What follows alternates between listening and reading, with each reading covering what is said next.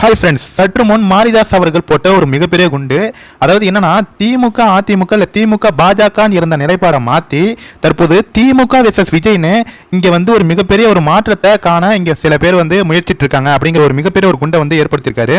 அதாவது மாரிதாஸ் அவர்கள் என்ன பதிவு போட்டிருக்காரு அப்படின்னு பார்த்தீங்கன்னா, எனக்கு என்னவோ திமுக வெர்சஸ் பாஜக இல்லை திமுக வெர்சஸ் அதிமுக என்று இருக்கும் களத்தை திமுக வெர்சஸ் விஜய் என்று மாற்ற நடக்கும் நாடகம் போல் உள்ளது தற்போது நடந்த இந்த விஜய் ஆதவ் அர்ஜுனா பேச்சு.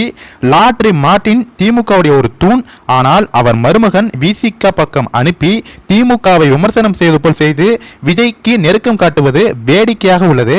லாட்ரி மார்ட்டின் இதுபோல் முன்பு தன் ஒரு மகனை தமிழ் தேசிய கட்சி ஆரம்பிக்க வைத்தார்.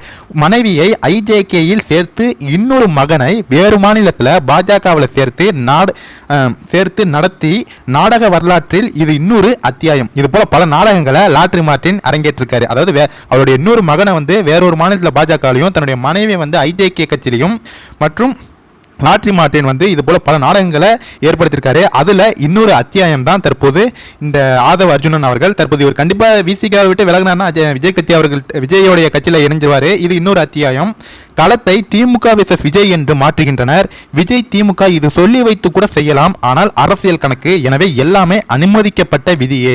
அதிமுக எதிர்கட்சி என்ற நினைப்பு மக்களுக்கு மறந்து போகும் அளவிற்கு தீவிரமடைகிறது அரசியல் களம் அப்படின்னு மாரிதாஸ் அவர்கள் அதிமுகவிற்கு ஒரு மிகப்பெரிய ஒரு எச்சரிக்கையை கொடுத்திருக்காரு. நீங்க இன்னும் வாயை மூடிக்கொண்டு அவன் இதே மிச்சர் சாப்பிட்டு இருந்தீங்கன்னா ஒன்னும் கதைக்காவாது. விஜய் வெர்சஸ் திமுக, திமுக வெர்சஸ் பாஜகன்னு இப்படிதான் போயிட்டு இருக்கும். அதிமுக இந்த ரேட்டிங்குள்ளேயே வராது. இதுதான் விதினா இப்படிதான் நடந்தாகும், இதுல எந்த ஒரு மாற்றமும் இல்லை அப்படிங்கிற மாதிரி மாரிதாஸ் அவர்கள் ஏன் நம்ம அதிமுகவிற்கு எச்சரிக்கை கொடுப்பது போன்று பாஜகவிற்குமே ஒரு மிகப்பெரிய எச்சரிக்கை கொடுத்திருக்காரு. ஆனா அண்ணாமலை அவர்களுக்கு வந்ததுக்கு பிறகு மீண்டும் திமுக வெர்சஸ் பாஜகன்னு களம் மாறுகிறது, அரசியல் களம். பொறுத்திருந்து பார்ப்போம். சமீபத்தில் அண்ணாமலை அவர்களுடைய பேட்டி காட்டுத்தீ போல வெறித்தனமாக பரவி கொண்டிருக்கிறது. கண்டிப்பா இந்த வீடியோ எல்லாருக்குமே ஷேர் பண்ணுங்க ஃப்ரெண்ட்ஸ். மாரிதாஸ் அவர்களுடைய கமெண்ட்ஸ் பற்றி நீங்க என்ன நினைக்கிறீங்க அப்படிங்கறதையும் கமெண்ட்ஸ்ல சொல்லுங்க.